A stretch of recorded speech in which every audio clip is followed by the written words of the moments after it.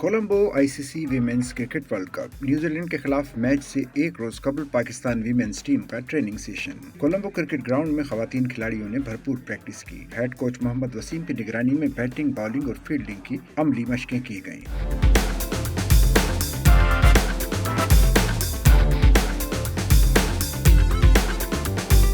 Batting और bowling पर खुसूसी focus किया और टिप्स दी। प्रैक्टिस के दौरान खवातीन बैटर्स को पावर हिटिंग भी कराई गई। बारिश के बायस प्रैक्टिस सेशन सिर्फ 2 घंटे तक जारी रहा। पाकिस्तान वीमेंस क्रिकेट टीम अपना 5वां मैच कल 18 अक्टूबर को न्यूजीलैंड के खिलाफ खेलेगी। प्रेमादासा इंटरनेशनल क्रिकेट स्टेडियम में मैच मकामी वक्त के मुताबिक दोपहर 3 बजे शुरू होगा।